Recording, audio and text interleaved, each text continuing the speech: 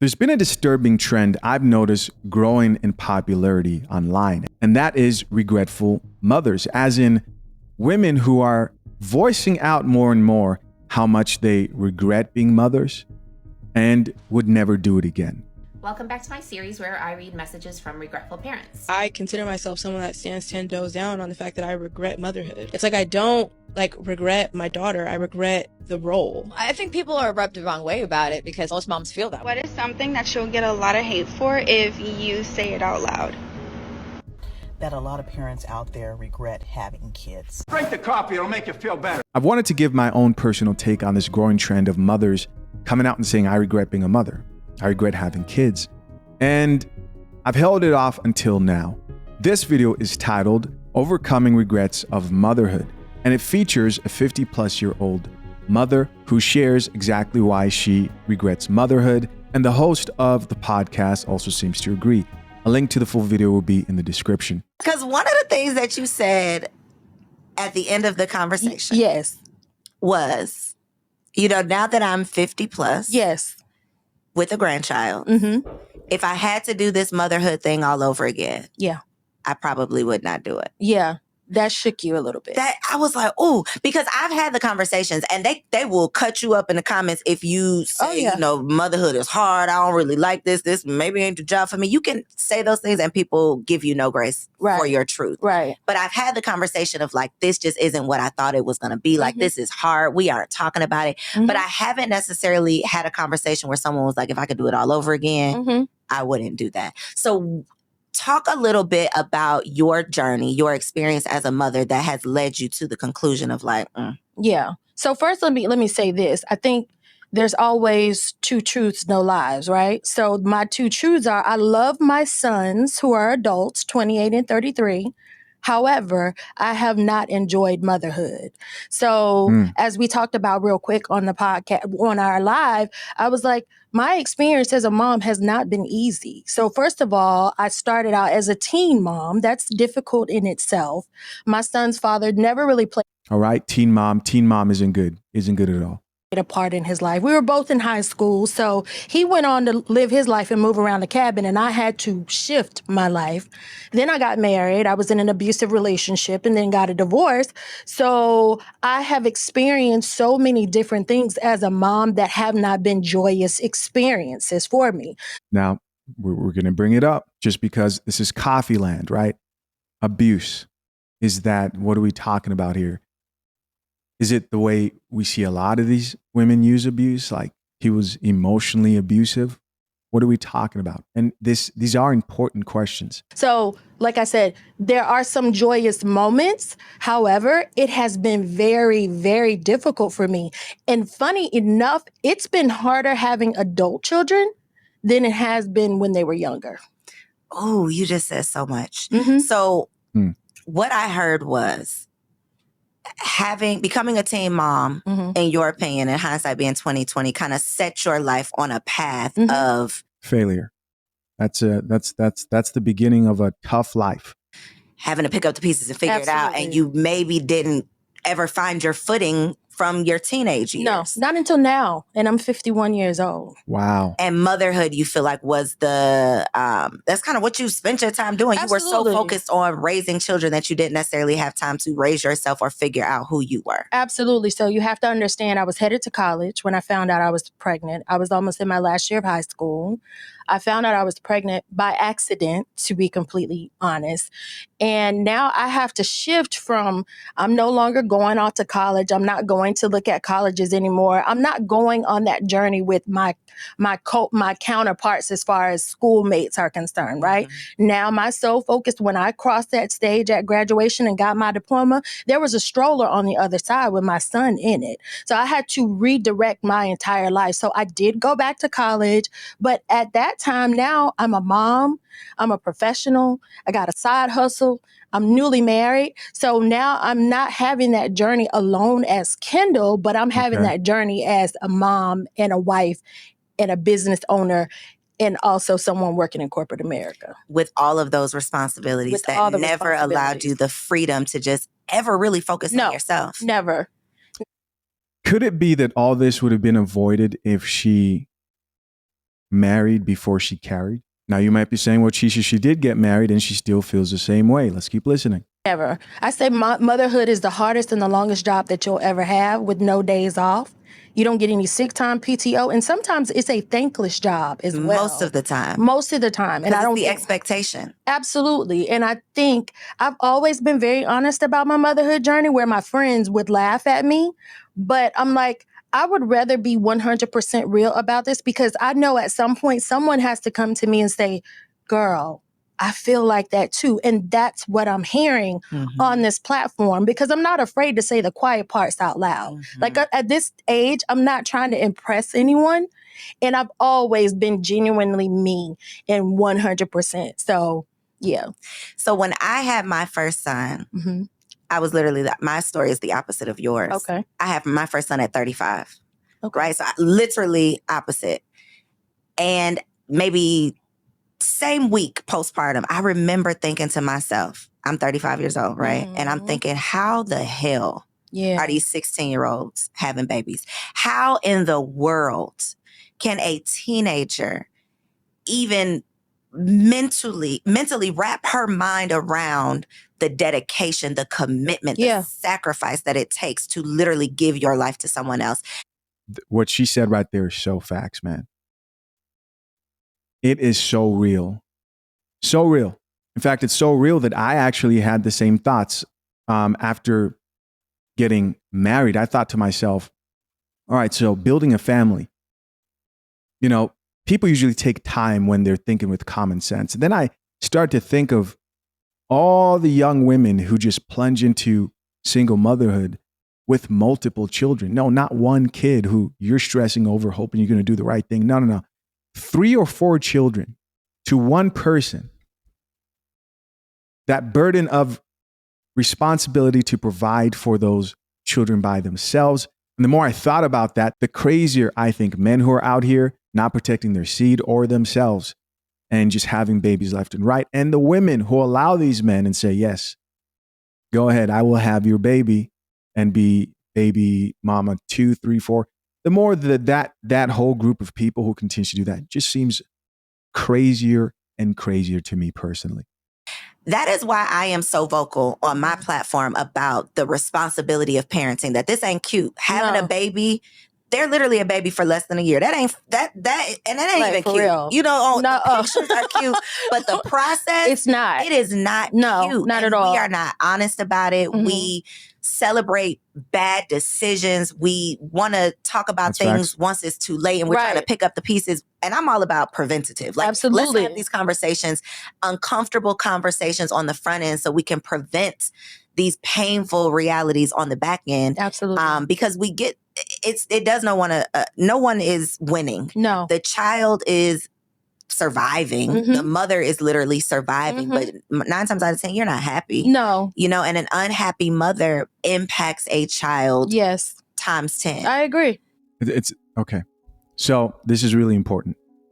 There is an element to this that will be very useful, valuable, and effective for young women who are on the fence about being single mothers by choice, or on the fence about how much they should protect themselves from unwanted pregnancies so that they don't end up single mothers. The chicks who are watching this and thinking, wow, okay, 50 plus and your life's been miserable because you were a single mother first. All right, let me wait. And if I decide to have children, I'm going to have help, and I'll pick, a guy who's more responsible. That's the positive influences. I can see that being vocal about the challenges of motherhood. I still have the problem with the whole regretful motherhood thing, but those are the positive effects that I can agree will come out of this. She said something about a mother who is not happy cannot serve her children properly. That's partly true. They did a study about this because another woman also said the same thing of, the turnout of a child is really predicated on the happiness of the mother. And it wasn't just that. It was also marital satisfaction. They both played a huge role. The help that she had around her probably contributed to that marital satisfaction, her not doing that by herself. But I also want to take things a little bit deeper. I need you guys to follow me here. When it comes to this conversation, you have two types of women and two types of perspective of what they would call living a successful, good life. One woman would say living a successful, good life is classified as being happy. The other woman would say living a successful, good life is classified as not just happiness. Sure, that's a part of the human experience, but it's more the meaning, relationships, and the things you can be proud of that you accomplished, especially if you're out here picking a woman for a long-term relationship that will lead into a family and possibly marriage. Also consider joining Boo Brothers. Click the link pinned to the top of the comment section and join a community of men who also value the same thing in today's very challenging dating market. But it's really important that you realize how a woman defines what is a good life. On one hand, you have the woman who classifies it as happiness. These are your Tia Marys. You're not going to make any woman happy, and neither is it your responsibility. On top of that, any woman who sees having children, or a man who sees having children, the difference is that men usually don't fall into that type of delusion because their life is very real and raw 24/7, right? But any woman who sees having children as a means to be happy, and they don't think it's going to come with more challenges and hardship that they will have to overcome, and that they're working towards something that they will find meaning in, they will find joy in, right? Joy is different. That's inner peace. Happiness, outer peace. External factors contribute to your happiness, which are constantly changing. Joy, that comes from your inner self, usually the things that you're proud of, the relationships you have. And you can maintain joy in tragedy and sometimes in challenges and hardship. A lot of women think that having a family, husband, and children is going to make them happy. It will not. I would also go as far as to say it'd probably be the hardest thing you've ever done in your life. Nothing more challenging than that, because you won't be appreciated as much as you believe you should be. And she says mothers are not appreciated. Imagine what it's like to be a man. You could just look at Father's Day compared to Mother's Day, and you know the difference between those two different holidays. And you have to accept that you're not in it for the happiness, you're in it for the product, the adventure, and also the person who you will become, because you're building character, resilience, strength, and you are setting another human being to hopefully have a better life than you did. And it's survival, right? Of your gene pool and passing on wisdom to the next generation. It's not easy, and it's definitely not a life full of happiness. And I think for the women who believe it's going to be happiness, they should for sure avoid having children, because they will be disappointed and they might do the worst thing, which is take it out on the children. Let's get back into it. So how old you were a teen when you had your first son? Mm-hmm. Then you had your second son. Yes. Do you feel like that set you back on maybe progress that you might have made? Or what was that process of becoming a mom of two like? It became, oh God, here I am again. Like, I didn't want to have another child. My ex-husband begged me to have a child. And I was like, I don't want to do this. Like, I feel like I'm almost getting my footing at 20 plus years old, still young, but now I'm adding another child in it and more responsibility. And then I have to take accountability for the fact that I wasn't loving myself enough to leave a low vibrational relationship. So I have to be accountable for that, right? But at the same time, I'm like, this is my husband. We don't have any children together. You want this picture perfect, like, oh, I'm married now. I'm not just a teenage single mom. I'm married. I have a kid. But it's a fallacy. And I don't think people really want to tell the truth about that. And a lot of times it's control, it's manipulation. Absolutely. I want to see you pregnant. Well, give me a baby too. So Yeah. much comes behind that. And then Control and manipulation? No. The driving force for men to get married is to have children. And as a man, this is where you want to also take the steps to have these conversations. These are conversations you need to be having. It bothers me so much, man, that I run into men who would tell me they never had a conversation about children, but you decided to marry that woman. You need to ask, is that what you want? What are your outlooks on that? What do you expect for that to look like? And you'd be surprised to find out how much you and that person who in your mind you thought,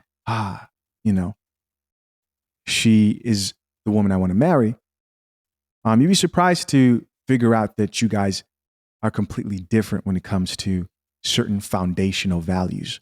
And you want to pay attention to those things for sure. And nobody gets married with the expectation that you're not going to be married forever, right? Absolutely. But God forbid something does happen. If you are not 100% on board to have this baby, 9 times out of 10, you're about to be 100% responsible for this baby. And I have been, even as an adult, his father. Like once we got divorced, the co-parenting thing, I tried to co-parent in a very mature way. My ex-husband, on the other hand, he did not. To the point where I would have to unplug the phone in the mornings because he would call and rile my younger son up. And that would be a whole nother ordeal. There have been times that I've just gotten to work and I'm putting my bag down and I'm getting a call from the school because he was experiencing so much anger and he was upset, but it was directed to me because I was the one that was present. And I think people also disregard that too. So she's just the victim.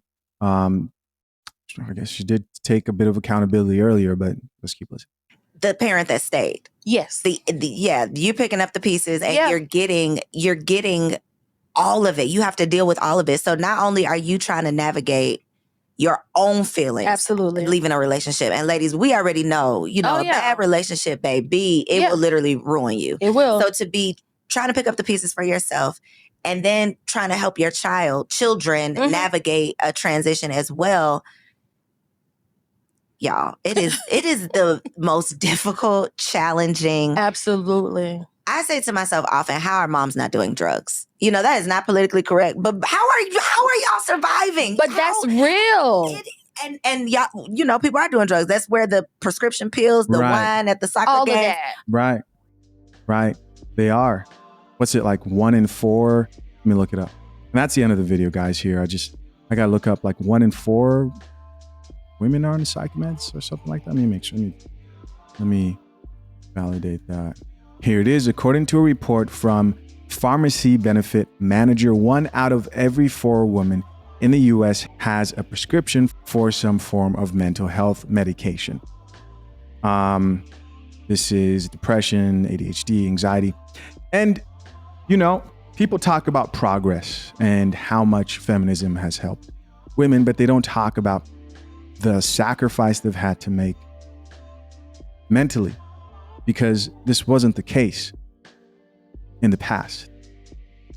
This is sad. It's not a good thing at all, especially if you plan to have children and God forbid you have daughters and you're trying to set them up for the realities of life, which are often very difficult to take in. If you're a man who values marriage and wants to prepare the best you can legally, mentally, spiritually, want a brotherhood of people to connect with, you can bounce ideas off of, hit the link pinned to the top of the comment section and join Woo Brothers. Appreciate you guys. Till next time, I'm out. Peace.